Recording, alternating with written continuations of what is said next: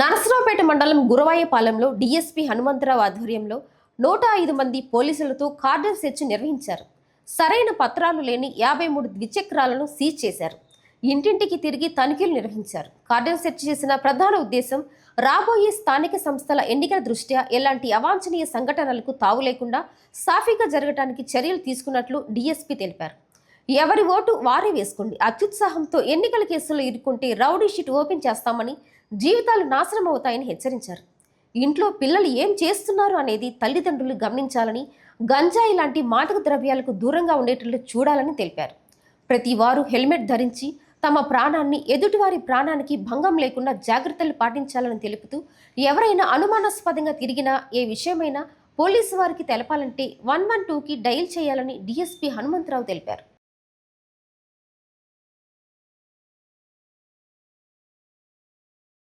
మన ఈ గురవాయపాలెం గ్రామంలో కార్డన్ సెర్చ్ ఆపరేషన్ చేయడం జరిగింది. కార్డన్ సెర్చ్ ఆపరేషన్లో భాగంగా ప్రతి ఇల్లు తనిఖీ చేయడం జరిగింది.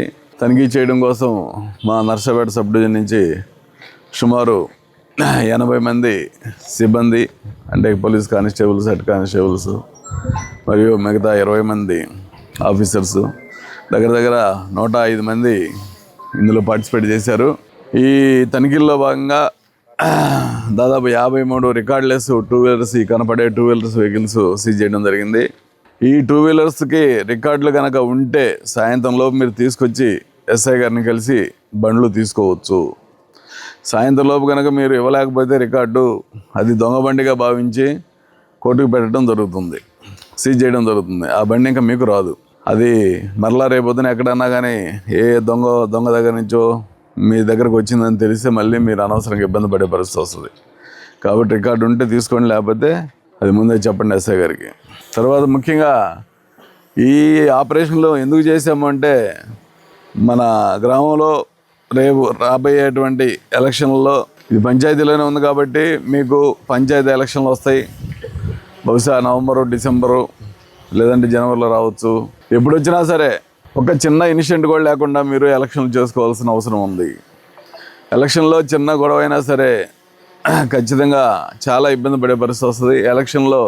ఎలక్షన్ కేసులో ఒక్క కేసులో ఇన్వాల్వ్ అయితే రౌడీ షీట్ ఓపెన్ చేయడం జరుగుతుంది. పైపెచ్చు 20 ఏళ్ళు 30 ఏళ్ళు మిమ్మల్ని పిలుస్తూనే ఉంటారు. ఎప్పుడో 1980లో 94లో ఎలక్షన్లలో గొడవలు అయినటువంటి వాళ్ళని కూడా ఇప్పుడు పిలుస్తున్నాం.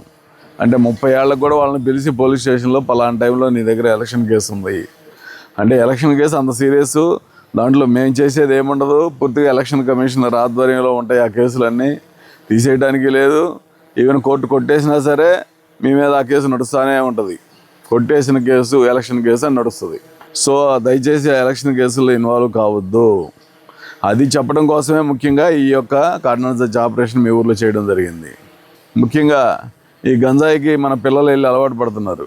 పిల్లల్లో మీరు చూసుకోవాలి, పిల్లోడు ఏం చేస్తున్నాడు, పిల్లలు ఏం చేస్తుంది, ఎక్కడ పోతుంది, ఎవరితో తిరుగుతుంది, ఆ తిరిగేవాళ్ళు మంచివాళ్ళ కాదా, అది మీరు చూసుకోకపోతే పిల్లోడు ఒకసారి ట్రాక్ తప్పాడంటే, గంజాయికి అలవాటు పడ్డాడంటే ఇంకా మన కంట్రోల్లోకి రారు.